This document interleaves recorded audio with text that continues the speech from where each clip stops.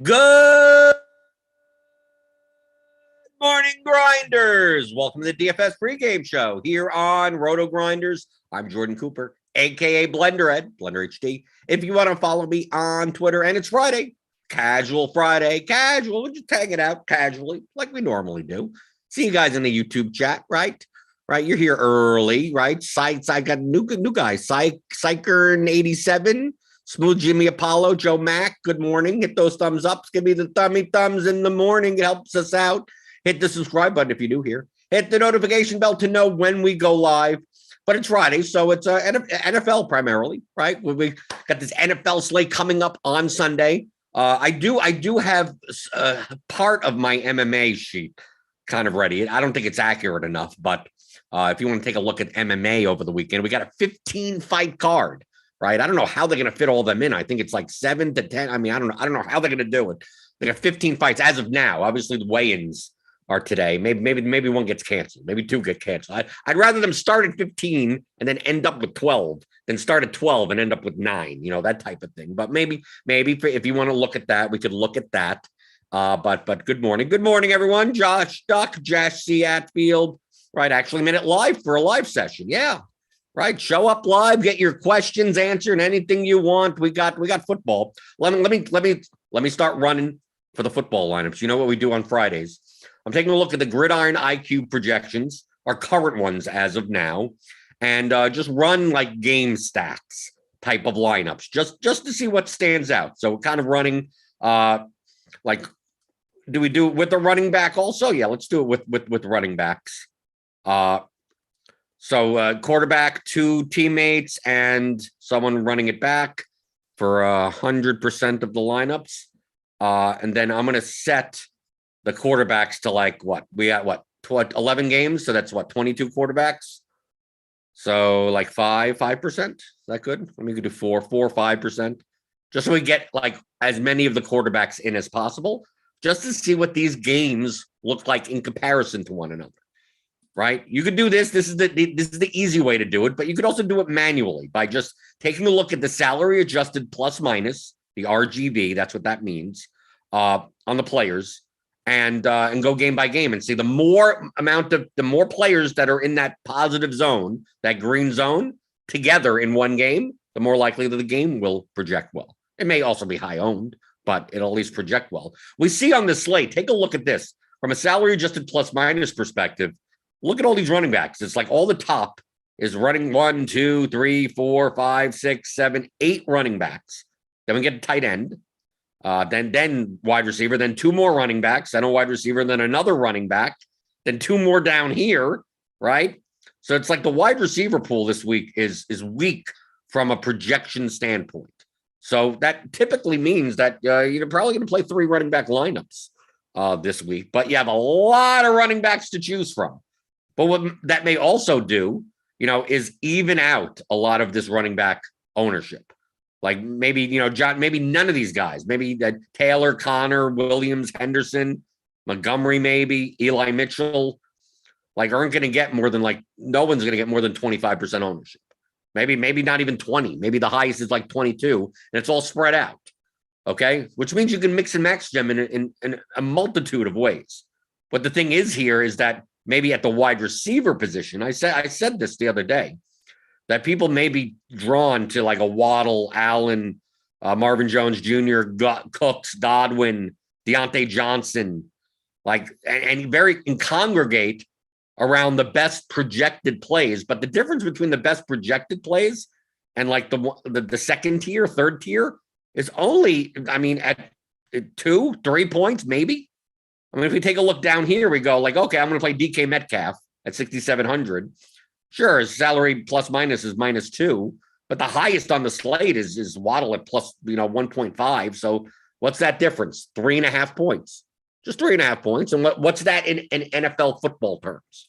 3.5 points. But 2 catches for 1 catch for 25 yards. That's it. 1 25-yard catch separates all of this, and you get someone like Keenan Allen or Jalen Waddle coming in at 20 to 25% ownership. And then you have guys like, Tyler Lockett at 11, or we go all the way down to Metcalf at 2. We have him at 2, right? So that gap shouldn't be that wide. Yes, you're right. Waddle, Allen, Jones, these guys, Godwin, project better. But from a GPP perspective, is the extra 1, 2, 3 points worth having, 22% ownership versus 6% ownership? It probably isn't. So I think you're more likely this week to get different at wide receiver than at running back. Even though the getting different at running back is going to be very easy because there's like so many running backs to choose from.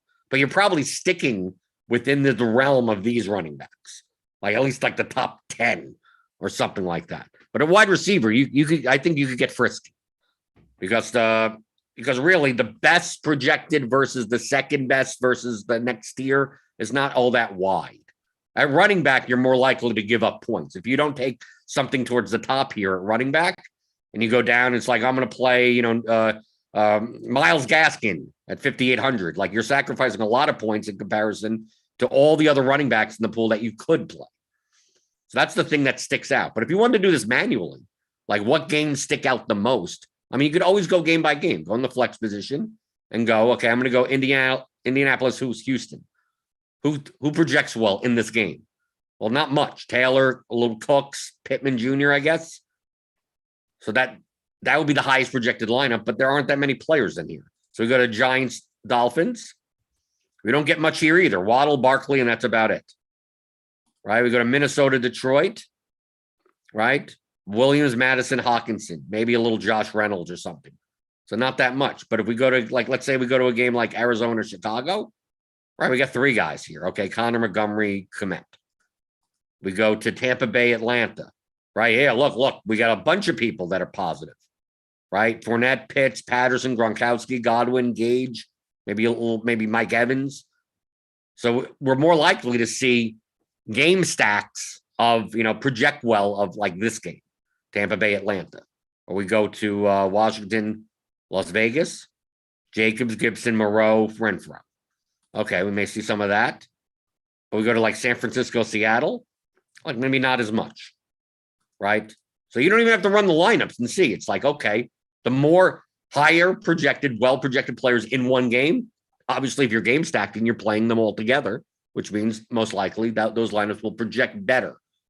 And then you can compare it to ownership. So like we're not even considering ownership at this point. We're just like what games project well. And if you build stacks, game stacks, 2 + 1, 3 + 1, 3 + 2, whatever you want, depending on the size of your contest. 4 + 3, full on, whatever, if you're really small contest. But what I like doing, in addition to that, I could just go through manually and look, oh, no, that game projects well. Just run lineups, just run, how many quarterbacks are there on the slate? Divide that by 100. And that's the percentage you should run and see, because the quarterback is obviously the head of the stack. And see the comparison between the lineups. So I'm going to run 100 lineups, 5% quarterbacks, and see what they are in comparison to one another. So you can see it's like, okay, what do the Brady stacks look like in comparison to Wentz stacks, a comparison to Tua stacks, comparison to Hurts stacks, things like that. And then you can compare to ownership. But just to get a sense of what games, if you combine a lot of the players, project well together. As always, it's Casual Friday. Feel free to type in whatever questions you want. We don't have to talk about NFL. We talk about other stuff. Anything in general, DFS strategy related. Let's see. The Expendables says, big thanks. You definitely have helped me think outside the box and work outside my comfort zone. Had my best week last week. Well, good for you. I didn't have my best week last week, but there are multiple paths to winning. Of course, on the weeks that I win, you probably don't do well, right? Some people do well. We're going to go this way, and then, everyone tries. There's 100 different ways to go, and like 1 or 2 are going to work out, and all 100 are fine ways to go. It just depends on which 1 or 2 work out on that given week. We get word from Adam Schefter that DeAndre Swift is officially out for Sunday's game. I mean, we already had him out in the projections. That's why Jamal Williams is popping. So if it officially to DeAndre Swift is out. We're still waiting on a bunch of injury news. I think OBJ popped up as potentially injured or, at least questionable or something like that. Let's see. Nate Branshaw, this is the diversification question, which is always going to, whenever you ask diversification questions, it all comes down to like just risk tolerance. There's no there's no correct answer. As long as you're playing plus EV lineups, diversify whichever way you want, whichever one you feel. Do you find it more efficient to set uniques higher or use min-max exposures to broaden the player pool when doing research and looking for different constructions? I think from a blunt perspective, uniques, right? Set the uniques to 3, 4 even. Rather than, because when you're setting min-max exposures, you're manually putting your own bias, saying, I want more of this guy, I want less of that guy.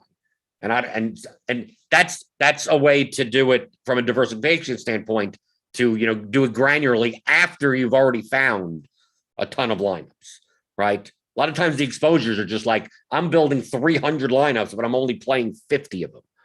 So it's like, what 50 do I want? And then you could use min-max exposures for those types of things. But I'm more likely to use the unique. So you use one unique, you're going to be finding a lot of lineups that are the exact same lineup, just with a different defense, right? Or 2v2. Instead of Foster Moreau, it's Cole Kmet. And instead of the Eagles defense, it's the Washington defense. Those lineups don't look all that different from each other, right? So if you're going to play 50 of those types of lineups, your diversification is actually going to be very low, because most of your lineups will look the same. Even though you may have a different stack, like, okay, a different stack, but all the same players around it. And then you have this and the same players around it. So if you want to expand, the blunter way of doing it is through adding uniques, right? Unique players, right? When you set it to 2, that means every lineup has to have at least 2 players different from one another. 3 is 3 players different from one another. 4 is 4 players different from one another. But also understand that if you start setting it to 4 or 5, you could also miss a ton of lineups, right? It's like, okay, I always have to have a 4v4, 4v4. You make 300 lineups. By the time you get down to the bottom, these lineups may project 35 points lower than a lot of other lineups, because it's forcing 4v4s the entire way through for all 300 lineups. But yes, I would use the uniques.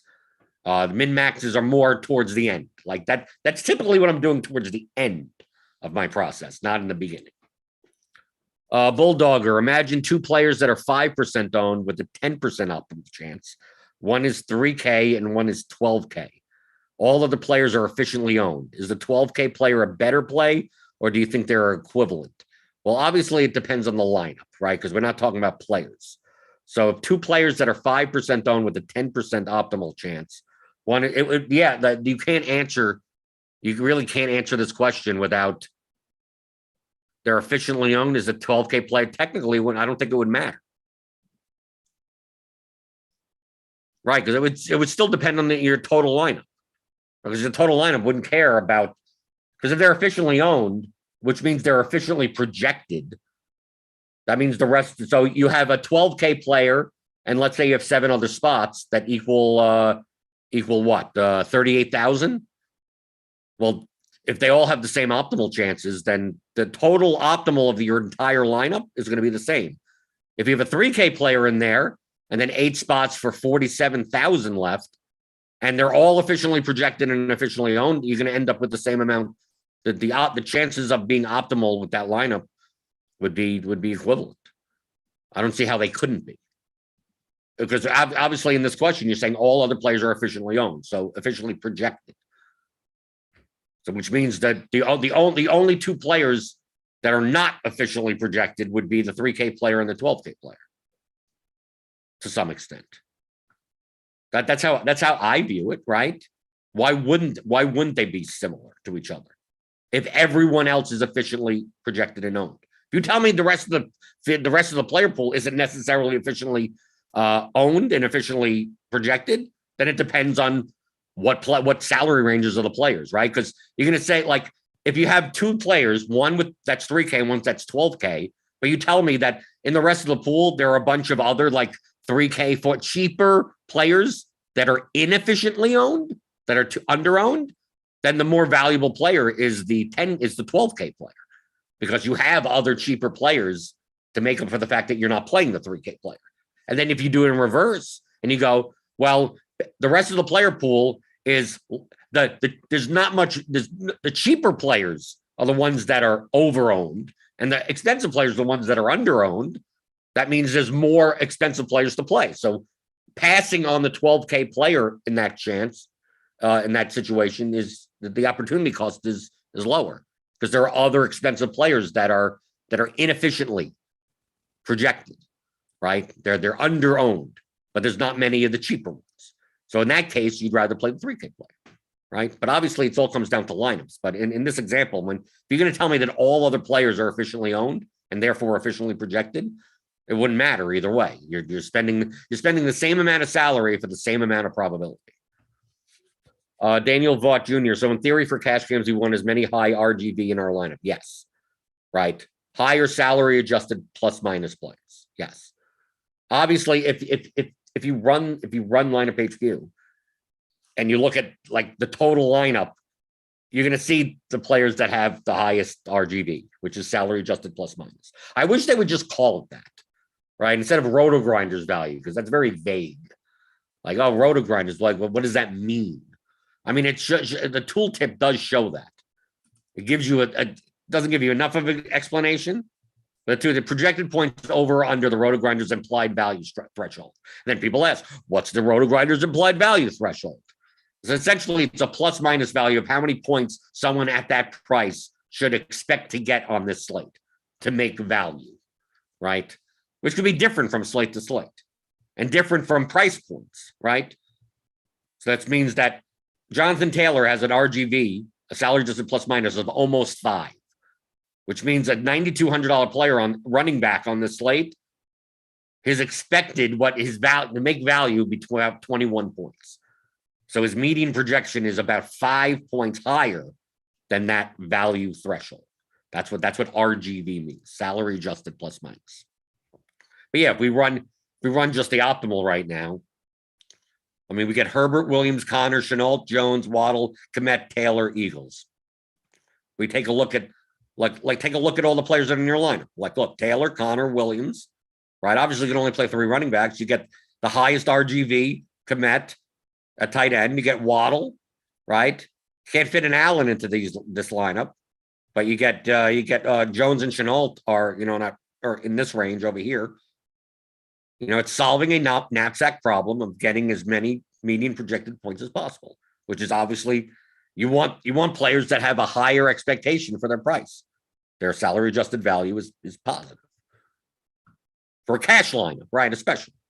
This is only considering the median. So yes, so in general, on general note, jamming in as much of the if you went to lineup HQ for any sport, any slate, and just sorted by this RGV column, you'd see the cash plays. You'd see the chalk. You'd see the best projected plays on the slate, right? So you look here and you go, what? You're most likely going to play 3 running backs in cash games. Whether or not you pay up for Taylor or don't, right? Really, it comes down to paying up for Taylor or getting Keenan Allen into your lineup with Waddle. And then if you pay down from Taylor, then you're going to play something like Connor Williams Henderson. Or maybe Jacobs, maybe Montgomery. Maybe instead of Kmet, you play Foster Moreau at 2,700, right? So there's different constructions, and you'll see you could compare the projection to each other. So the difference between some of these lineups that don't have Taylor, that do have Taylor, that do have Allen, that have Moreau versus Kmet may only be the difference of a half a point, right? So these lineups are very close to one another. But you're probably playing one of those types of lineups. You're not sacrificing 5 points in projection to play a cash lineup because you don't gain anything from coming in first. You just want to get right over the line, right? Coming in a 114-man double up, coming in 49th place is the same as coming in first. So you don't really there's no reason to sacrifice projection for ownership like you would do in a GPP. You just have to beat half the field pretty much. Let's see. Anything else before we go through some of the stuff? Yeah, Jacob Callaway respond. Jacob's a regular here. Smart guy. If the roster constructions are all efficiently owned as well, it doesn't matter. Right, exactly. That's like based on the information I was given from Bulldogger here. Like based on what I'm given, the information that I'm given. Like it wouldn't matter either way on that question. Jesse Atfield, dumb optimizer mechanics question. Okay, let's see. Does it generate the top 100 possible lineups if I run 100 and then another 100? Sometimes I get a higher projected lineup in the second run without changing settings. I don't know how that typically doesn't happen. I'm not sure. Tell me when it does happen.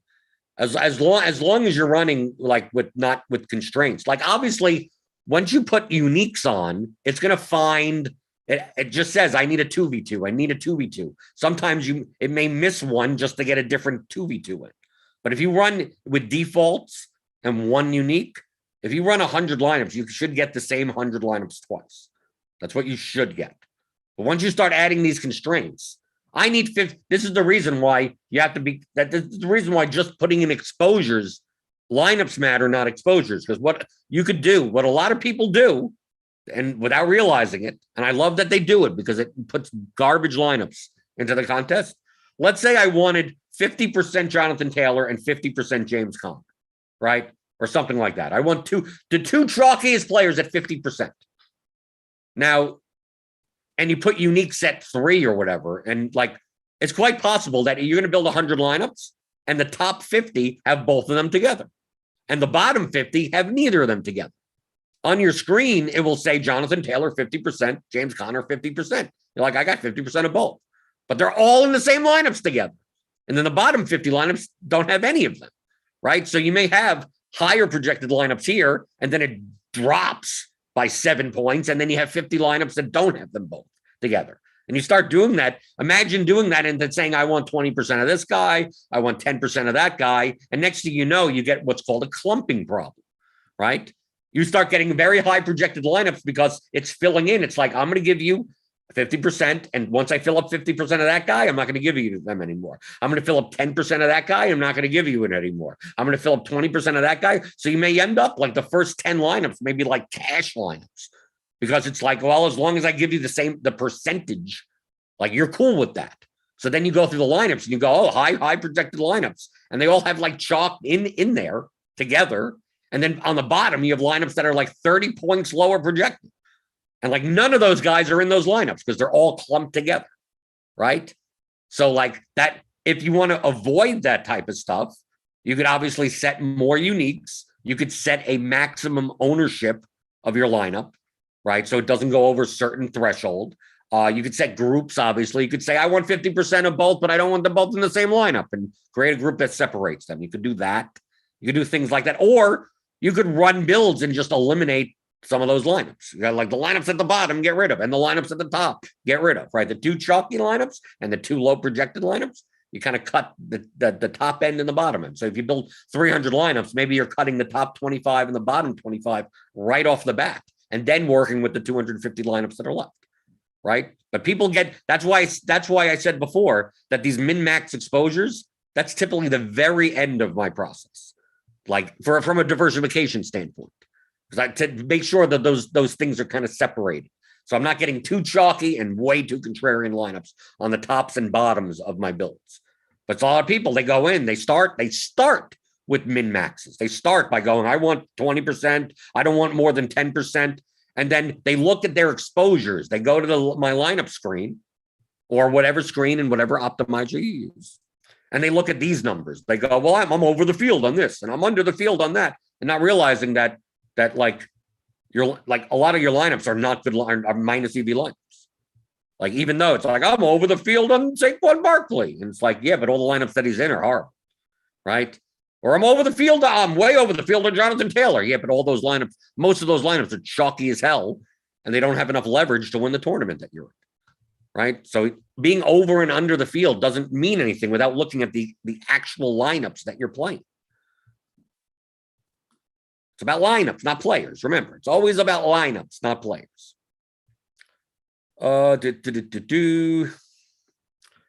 Okay. So we ran, okay, so I ran all these quarterbacks. We get a ton of James Conner in our gridiron IQ projections, right? If we take a look at the running backs, right? If we left it like this, we get a lot of Conner, Taylor, Williams, Henderson. And then we still got plenty of others in the top 100. Wide receiver wise, you see everything. A lot of it is going to clump. Waddle, Allen, Jones, maybe Jawan Jennings, maybe Cooks, Godwin. right? This is what's going to end up happening to a lot of lineups. Like, look how many running backs are viable on this slate. Tons of them. Why not play Eli Mitchell instead of Jamal Williams? You could do that. The projection difference isn't that much. Yeah, Jamal Williams is slightly higher projected. But the wide receiver position, it's like the best plays aren't that much different from, 15 other wide receivers underneath them. But obviously, if you're just jamming in the top median, you're going to get a lot of Waddle. You're going to get a lot of Allen. You're going to get a lot of Marvin Jones. So if we look at the game stack perspective, if we go through, we could see here, it's like Hurts. Take a look at the top projection, okay? 136.24. So now you're just comparing these to one another. Goff, 137. Garoppolo, 137. Roethlisberger, 137. Cousins, 137. Tua, 137. Heineke, 138. Burrow, 139. Ryan, 140, right? Wilson, 140. Tyrod, 140. Carr, 140. Stafford, 140. Murray, 141. Brady, 141. Dalton, 142. Lawrence, 142. Wentz, 142. Right? This is, you could pair running backs with these guys. Herbert, 144, but Herbert's going to be probably the chalkiest quarterback, right? So look at Herbert, Williams, Allen, T. Higgins as the run back with Williams, Connor, Henderson, Komet, Dolphins. Very chalky lineup, right? Well, like the difference within these Herbert lineups and like a Trevor Lawrence lineup is not that dramatic. I mean, what's the ownership combined? 163, right? If we start going through and now comparing to ownership, so let's say like let's try to do this then. Okay. Let's cut down, right? We want the highest projection for the lowest points, right? That's kind of what we're always going for. So let's go like stack by stack and kind of eliminate, right? 114, 113, 114. So get rid of this, get rid of this, get rid of this, right? So we got 114 and 136. Or maybe we just do that for the whole thing and see what stacks and what games show up more, right? So we just go down the entire line. So we're basically scrolling down, we're seeing what the projection is. And we always want, if we're sacrificing projection, we want to get rid of some ownership. So 163 to 158, that's fine. But this is too high. So we're trying to beat 158.5. Okay? There's an exercise that you could do. It's a blunt way of doing things, but it's a way to think in these concepts of, if you're going to sacrifice projection, you better be getting something in return. How much projection are you willing to sacrifice? Well, it all depends on the contest that you play. But it's here. But why would we want to play a lineup that projects for less points at higher ownership? You probably don't. It doesn't mean this lineup isn't good, just that compared to the lineup above it, it's worse by a smidge. I'm going to get her. We're trying to beat 158. Okay, there's 153. Trying to beat 153. There's 151. Okay, now we have to beat 151. Okay, let's try to beat 151. Let's see. So we're going to be getting rid of some of these lines. 136.6. Okay, now we got to beat that. 136.6. We only have 100 lineups to go through, not 300. So we want to see like what stacks, what game stacks, because obviously around the game stacks, it's just going to jam in the best projected players around it. See what game stacks project well for their ownership. So we're trying to beat 136. And eventually, obviously, we're going to be getting rid of some of these quarterbacks. Sometimes we're going to end up like half of these quarterbacks aren't going to, we're not going to have a lineup with them at all. We're just seeing like what the stacks, what do the lineups look like? We're trying to beat 136. Okay, here's 133. Okay, so now we're trying to beat 133. Go a little bit slow so I don't miss anything. 133. This is exactly the type of process we were trying to work out in yesterday in the Blenders Game Theory channel on our RotoGrinders Discord. So you could sign up. You could go sign up for RotoGrinders Premium. Click on the link in the description. Get $10 off your first month. And then you could join the RotoGrinders Discord in my channel's Premium. And we talk about a lot about these types of processes. So we're talking about using Excel or something to do this, where I could just download all 100 lineups and then have it eliminate them like this. So what do we have to beat? We have to beat 133. 133. Let's see. 132. Okay. 132.6. Here's a 120.8. Okay. Now we got to beat 120.8. Can we beat 120.8? We should be able to. Didn't I see one that were like 118 or something? At some point. 120.8. Clicking through. Post your questions in the YouTube chat. Casual Friday, anything you want. 114. Okay, we got 114.3. 113.7. I think that may be the lowest. 113.7. Oh, 108.5. Okay, we're down. Okay, so based on, we're left with 11 lineups. Okay, and it's these quarterbacks. So the top one, which is more like a cash line, almost too chalky a little bit. So this Herbert stack right here, right? The two that actually the top two are, right? So if you were to play this type of lineup with this one doesn't have Taylor, this one does have Taylor. It depends on whether or not you go down to like Juwan Jennings here. Dolphins defense, right? But right underneath it, like the difference, you're sacrificing almost 2 points in projection, but you're getting some ownership from it, right? This is Wentz, Pittman, Taylor. And Wentz is probably coming up a bunch because Taylor projects well. Then we get Kyler Murray. A lot of people won't play Murray, especially if they're going to play Murray with Connor, right? Because remember, we said it so that we could play running backs in our stacks. Because here we go. Carr, Jacobs, Renfro. We're going to get a lot of these because we saw before the running backs actually project much better on average than the wide receivers.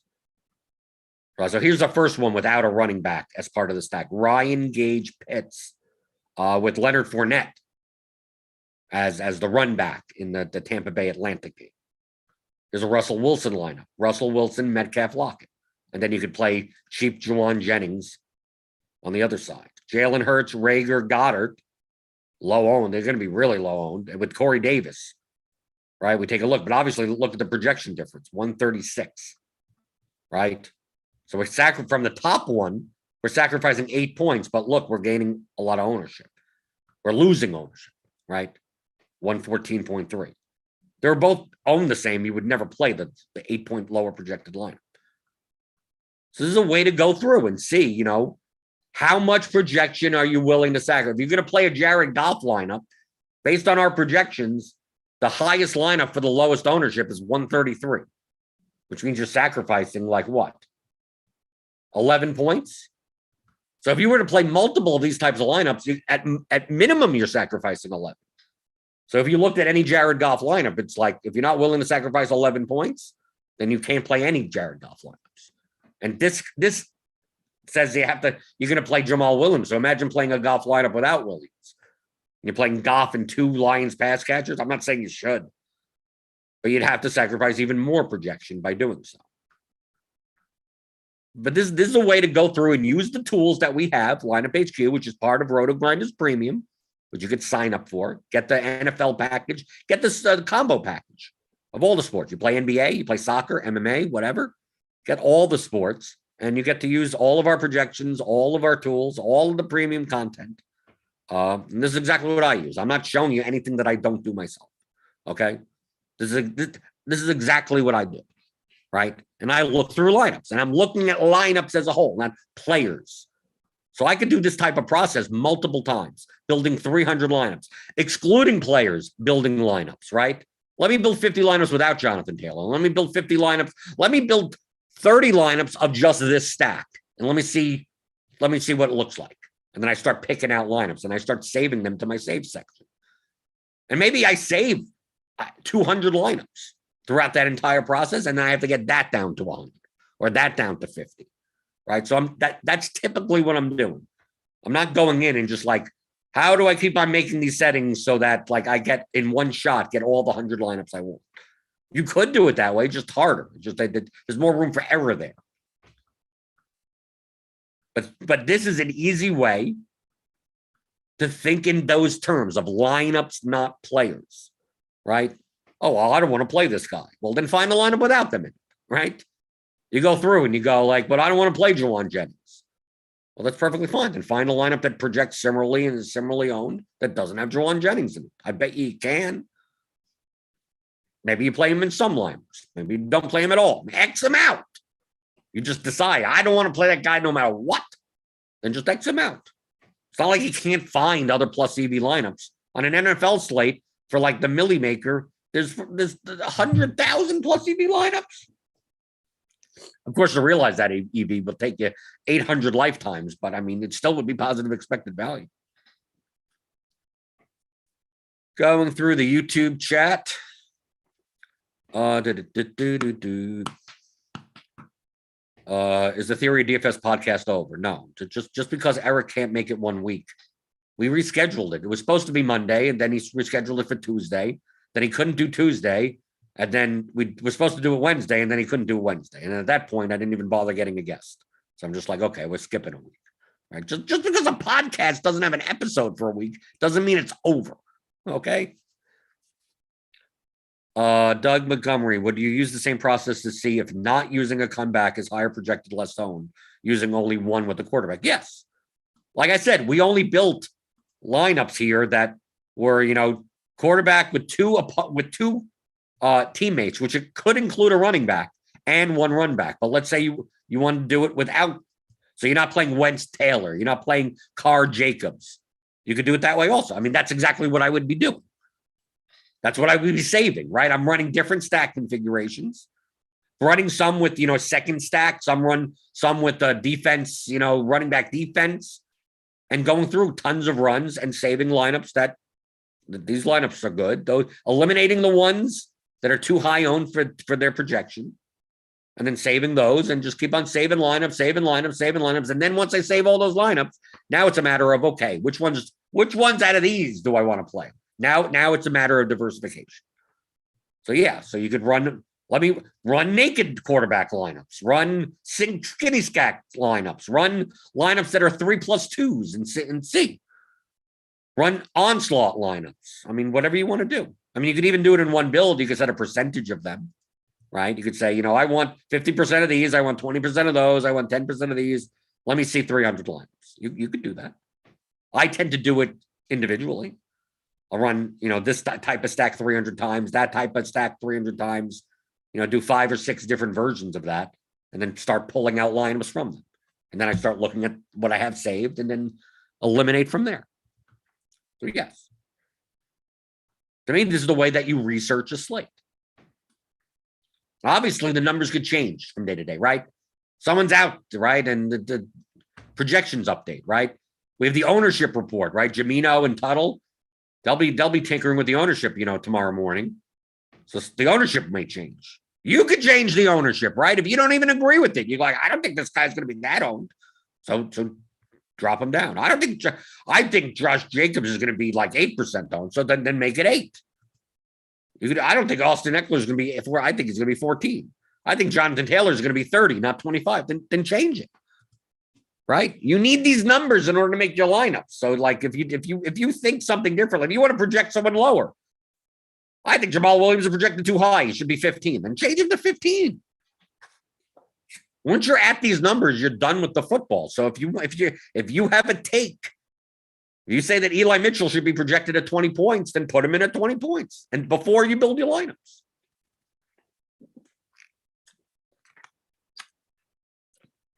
I mean, personally, the models that we have here, RotoGrinders, are going to be better than anything I could do. So I tend to trust them.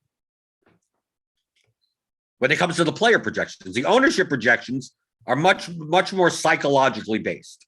It's very hard for you to add the psychological factor into ownership projections. They'll be good. But I mean, just by listening to shows and seeing things from around the industry, I could go, yeah, I don't think this guy's going to be, I don't think David Montgomery is going to be 19%. I think he's going to be 14%. So if he's going to be 14%, I have to start bumping up other running backs in these ranges. I think Jamal Williams will be more like 26%, right? That's the type of stuff I do on Sunday morning or Saturday night. go around and start changing the ownership projections based on what I believe. I'm doing completely based on judgment, but that's what I pride myself in. I mean, that is my strength. My strength is not projecting players performance-wise. I allow a good projection model to do that. Ownership, I think if I were to back test it over the past 6 years, I think my R squared would be higher than anyone else's, any other site's ownership. At least for the players that are playable, right? That I'm playing, right? Am I going to be right on, I'm going to project ownership on guy at being 1.2% and he comes in at 0.8%. Like, he's probably not even in my player pool, so I don't even care. So that's what I do. But you need to have these numbers in order to build lineups. So once you're satisfied with these numbers, the medians and the ownership, or the ceilings even in the ownership, then you're all you're doing is matching numbers together. The sports aspect of this doesn't matter anymore.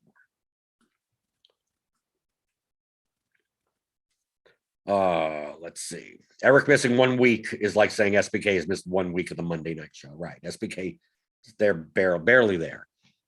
Well, Eric misses a lot for the Theory of DFS show. Just usually, like, I've advanced notice and just get a replacement and get some guest on, right?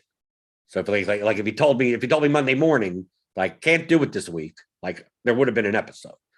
But he's like, I could do it tomorrow, and I'm like, okay, let's do it tomorrow. I can do it Wednesday. Let's do it Wednesday. Then Wednesday comes and I can't do it. It's like, just wait till next week. Justin Kelly, do you run secondary stacks? And all lineups are very weak pending. It depends on the lineup. Some will have secondary stacks, some won't. It all depends on the projection versus the ownership. Some lineups have similar projection, similar ownership, no secondary stack. Similar projection, similar ownership, secondary stack. So, like, what's the difference between both lineups? Not much. So some lineups will, some lineups won't. There's no hard rule. It's all dependent on the lineup.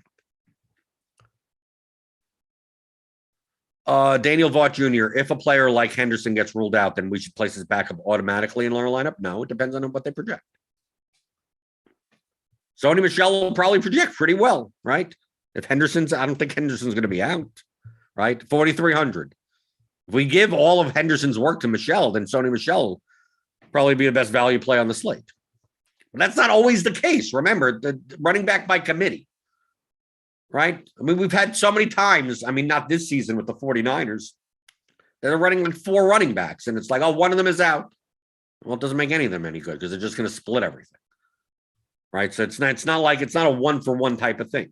But that's the reason why you have projections. I don't have to worry about that. Someone gets ruled out. Well, I'll wait until projections get updated here at RotoGrinders, and it'll tell me. Like, you outsource the stuff that's not your strength. Now, outsource the stuff that you could have complete biases towards. So it's like, when it comes to the actual sports, like, all I'm doing is matching numbers. That's all I'm doing. That's all sharp players do, right? The projection model is going to be on average, long term, much smarter than you are. Right? For you to balance the 200 covariates in your head. You're not going to be able to do it properly. You're going to overweight things. You're going to underweight things. You're going to introduce bias. So, like, having a projection model, you can build one yourself if you want. I don't think if you don't have experience in doing it, I don't think you're going to build one better than we have at RotoGrinders. But you could. Or you could build one that comes close, right? That's at least close, but it's not like you have nothing to go by, no numbers to go by, no nothing. You just kind of just like, this seems good. And then if you're not back testing, you'll never know whether or not you yourself are projecting well, right? Because I did well this week. It must be good. No, that doesn't mean that. Could mean you got lucky, not that you were good or anything. Let's see. RC Bremen, what's your number 1 rule for building lineups? To make sure all the slots are filled? What else would my number 1 rule be? I don't know. I think that's the only rule, that you fill in all the spots. I think you can't submit without filling in all the spots. I mean, what's my number 1 rule? The whole process is everything. I mean, you're asking a question that has 15 hours of answers to, and you know how you get those 15 hours? Well, first off, you could watch all these pregame shows. You could watch, this show has been on for like almost 2 years on RotoGrinders. So you could start from the very beginning and you could get all you'd ever need to know about how to play DFS, right? And play well. If you watched every show from the beginning, I mean, that's hundreds of hours content. You could, but you could also just get the theory of daily fantasy sports. How to think like a professional DFS player. It's a theory of DFS.com. So it's daily fantasy game theory that applies to any sport. Right. So it has all the chapters, 15 hours, game objectives, player selection, expected value, leverage, correlation, construction, risk management, exploits, psychology, miscellaneous stuff. Right. So if you want it all nice in one little package, right, seminar style, it's like you're going to a 2-day seminar, right? 7.5 hours a day, right? And you have a half an hour lunch break in the middle, right? Type of thing. And it's like someone teaching you all of the game concepts of DFS. What projections are, how to think in terms of range of outcomes, how to think in terms of what is expected. Some people, it's like, I don't know what expect. I say EV and they go, what's EV? Well, anytime I hear anyone that says what's EV, like you need to get this course. You need to figure that out. That's like expected value is the single most important concept in all of DFS and all of wagering, gambling, life decisions, or anything. EV, expected value. How to calculate that, how to estimate it. It's not like advanced math or anything, but just thinking those, how to think probabilistically. That's the most important concept. That's the most important overall mindset you need to have. Once you properly think probabilistically, you typically, once you hit that chasm, right? That the neutral zone, right? Once you hit that line and you cross the other side, you view everything that you've ever did before in DFS as, oh my God, I was such an idiot, right? That's that line. Once you start thinking probabilistically and thinking in terms of expected value, then you start looking and going, oh, this isn't a game of sports anymore. This is not about me knowing sports. It's about basically just like, am I getting paid more than the probability of X happening? And that's it. And as long as I make as many of those bets as possible in the long run, I'm gonna have profit.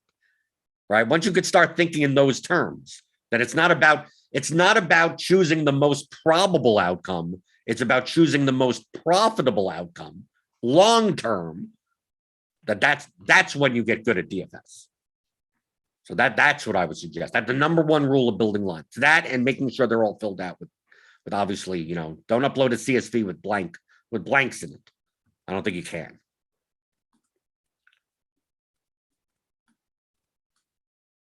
Right, even Michael Doppie says never have blank lineups at any time. Right, I don't even have blank lineups at any. Right, I always put a dummy lineup in. Worst case scenario, you miss lock or something, you get some technical issue or something like that. At least you have 150 of the same cash lineup, and you're okay, whatever. Hopefully that cashes, right? At least that. So make a dummy lineup just to be safe. Okay. Skylar Hewen, Blender, are you ready for UK to whip up on Louisville here in a few weeks? I have no care in the world. Right. Understand that I live in Louisville. I've been living here for 14 years, but I'm originally from New York City. So I really do not care about college basketball or college football or UK versus U of L. I don't even pay attention to this stuff. I don't know. Did Louisville win? Lamar Jackson was here for a while. All right. He won the Heisman, I think. I don't pay attention. A lot of people here do. Trust me. UK and U of L sports, basketball and football are humongous there. So you go out and like there's a game that there. Oh, you're going to be watching the game tonight? I don't even know that there was a game on tonight. I don't even know.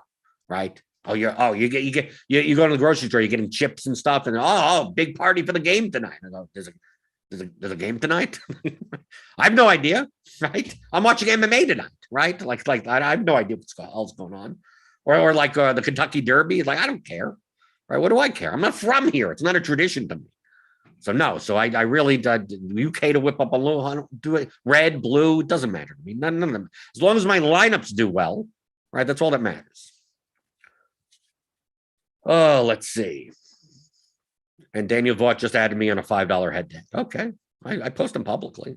Feel free. I don't know why you take my head to head. You want to seek out the worst players, unless obviously that's an insult. Maybe he views me as the worst player. Daniel Vaught Jr. is like, I picked up your head. I heard what you said. I'm going to pick up your head because I think you're the worst. Right. If you want to be good at DFS, you want to play against the worst people. right? So you shouldn't be taking my head-to-heads technically, right? Unless you think I'm horrible, right? Or maybe he does. Right. FD says in the YouTube chat, LOL, here's all the stuff about it in cash opponent selection is an edge and makes that decision. Right. Right. Okay. I'll probably win 60% of the time against you. We're probably a 60-40, right? 58-42 or something. Doesn't mean he can't win, right? But if we played 100 times, I'd probably win 58 of those, 60 of those. And that there's where the profit is. As Carlo Hewen says, he's from Fort Thomas. Okay, so you're from here. So you're into the Kentucky rivalries here. I really don't care. Bill Thomas says, Blender, you're really missing out on the NBA, like when Giannis is randomly ruled out 15 minutes before lock last night. Oh, am I missing out? Maybe I need to alka-sets. Maybe that's the reason I don't want to play NBA, especially when I'm doing 100 other things. Oh, you missed out because he was what? He ended up being like, 13, 15% owned? It was essentially a rake-free contest if you didn't have Giannis lineups, and he switched over, right? I know the edge. That you're not telling me something I don't know. I know the edge is there, but I'd rather play a sport that happens daily, every day, right? I'd like in baseball. It's very easy. Just Monday, Tuesday, Wednesday. Like you get in the groove. You know what's going on, right? You know the lineups and the pitching rotation and who's injured and whatever, all that type of stuff. NBA, it's like 20 times worse than that. So I'd rather know what the hell's going on and play every single day. But while NFL season's going on, I have shows, I do so many other things that, like, if I can't play Monday and Thursday night, and I don't play Sunday night because of NFL. I don't play Saturday because of MMA. And Friday night, I typically keep possibly, with my wife. I only have 2 days a week. So unless I can play 5-6 days a week, like I'll just wait. Perfectly fine. I can wait. Those situations will come out tons of times in January also. So like I know what I'm missing out on, but of course that takes work, right? I can't imagine me being on a show, right? It was last night, right? It was last night. So Giannis got ruled out as I was starting the Showdown show on RotoGrinders. So imagine me playing and I'm playing 150 lineups. Like, how am I doing that? How am I hosting a show about NFL Showdown through 820 and then changing around 150 lineups? You can't do it. You can't do it well. Like, I'm just like, hey, what's going on? And hey, good evening. And while I'm like screwing around on a second monitor with the lineup HQ, like it's not feasible to do it. So if I can't take advantage of those situations, even when, or end up with Giannis in 40% of my lineups, and that's dead. Like I can't play that. I can't. It's NBA. You're there in order to play NBA DFS. From an hour before lock until the last game, you are occupied. Like that is it, right? And you have to have all your attention towards it, right? So if I can't have all my attention toward it, I can't play, right? I'll play soccer tomorrow morning, right? Because I wake up and 10 in the morning, got 3-game EPL slate. I'm good. I can put all my attention to it. MMA at 7 o'clock. I put all my attention to it. Play one thing at a time. So I know what I'm missing out on. I know. But I don't have the fear of missing out. DFS is always going to be there. There's tons of sports. There's tons of slates. There's nothing missing out. You're never going to see this again. Of course you are. MD says edge in NBA is not as great anymore. Giannis still had ownership, but Middleton was 50% in GPPs. Wasn't even ruled out until 10 minutes before lock. Yeah, but you have to figure that 50% is probably still under owned, right? Maybe he should have been 65%. And there's the edge there. Okie doke. So no one care about MMA? I don't think it matters. My sheet is all incomplete. I don't have one source's projections. One source's ownership is wrong. I haven't updated the odds since yesterday. But it looks like from first glance that the middle range is going to be over-owned. That's what it looks like. I think the main event is wildly over-owned. When I saw the main event was Font versus Aldo, I'm like, and we have 15 fights on the slate. Like it's quite that. These are not volume fighters. These are point fighters. I mean, what takedowns? What not? I mean, what? Nothing's going to happen. It's going to be 5 rounds, and someone's going to win a low-scoring decision.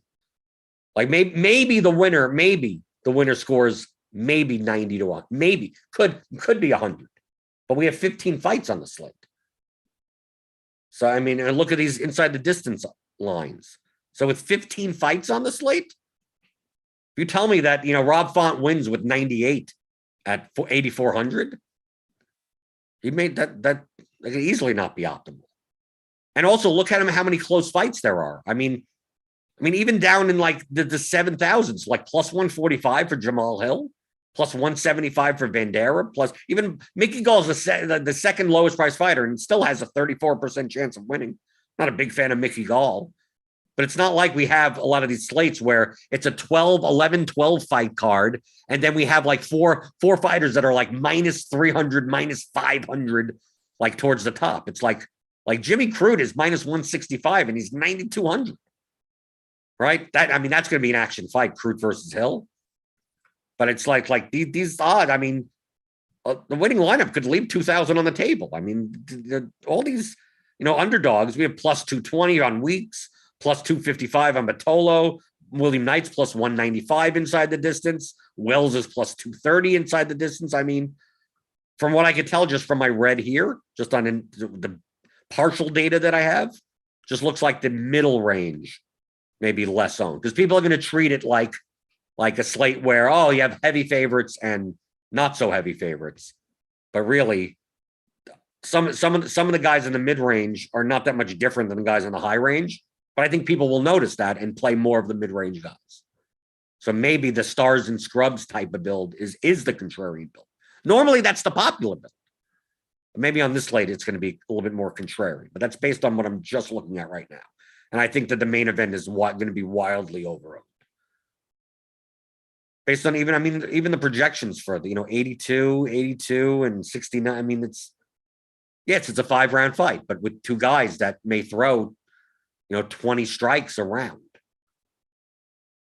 if that, and are durable and don't wrestle. So do I need to play the main event? If Font's going to be 42% owned and Aldo's going to be 30% owned, I think the edge is to just not play the main event. We have enough fighters on the slate that you can get there without. That's my initial thoughts on the MMA slate, even though I don't have all my information in yet. You want that. Sometimes people want it. Let's see. Let's answer some questions before we get out of here. I'll move this over there. Daniel Vaught says it's not a head-to-head. It's more like a $5 tip. Buy the theory of daily fantasy sports. Give me $125 hit. Right? I'd rather that. I'd be honest. I'd rather have the $125.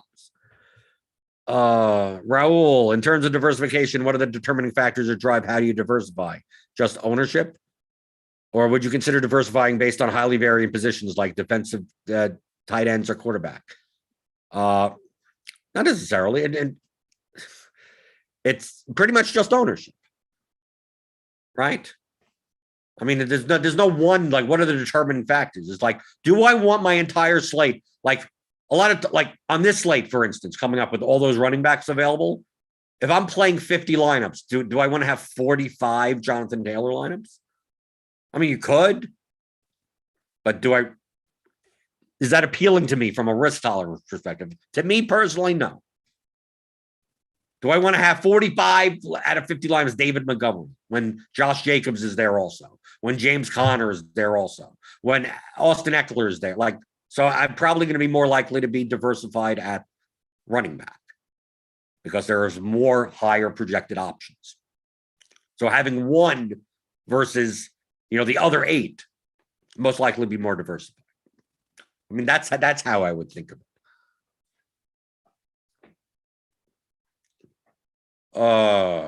Richie Onion says, your personal sheet blender, or are you contributing content on RG for MMA as well? No, that's my personal sheet, right? My personal little, it's not even a model. It's a leverage calculator, right? So put down all the odds, weigh them together with the projection and ownership from multiple sources. And it gives me kind of a leverage score of the rating is how over or under owned versus their probability of scoring 100 plus points. It helps me make lineups. So it's not a model. It's not something you could necessarily import and go, oh, this is who you like or anything. No, it just helps me build leverage lineups. I play large field GPPs, and I want to be unique with as many lineups as possible, or at least under 5, under 10, something. So this is what helps me do it. Oh, let's see. Anything else? Richie Onion says Chris Curtis is probably the best 6K value. It's a KO if he wins. Well, I mean, that's what you're looking for over any fighter, right? You don't want a 3-round, a striking-based 3-round decision. They're horrible on a 15-game slate. I'm on a 15-game slate. I'm looking for. Can I find 6 first-round finishes? That's about it, right? That's on a 15 fight card, 9 fight card. It's like, can I find 6 winning fighters? Like, I don't even care at that point, right? So it matters on the slate size. But yeah, so MMA is tomorrow. We got MMA content. We got a podcast, premium podcast.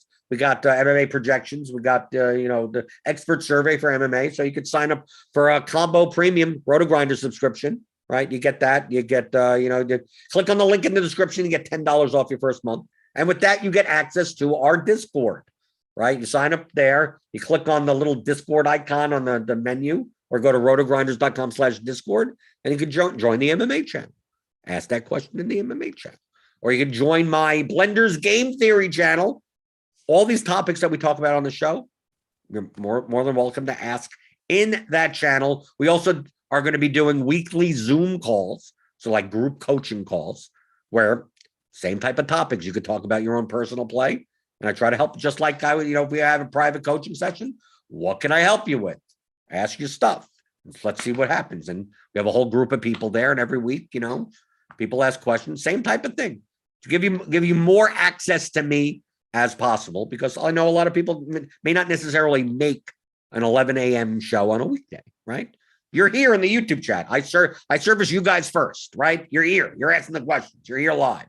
So that your number one priority on this show, but there's probably tons of people that may listen to the show on the podcast feed or watch it on YouTube later. That's like, yeah, I mean, I just can never be there in order to ask the questions that I want to ask. Well, now here's your opportunity. So do that. You could always get the theory of daily fantasy sports at theoryofdfs.com, and I will see you next week. Right, hit those thumbs ups on your way out the door. We got Grinders Live coming up later today for NBA, a bunch of NFL content as usual on the channel. Subscribe if you're new. Hit the notification bell to know when we go live. And I will be back on Monday answering your DFS strategy questions as always on the DFS pregame show on rotogrinders.com.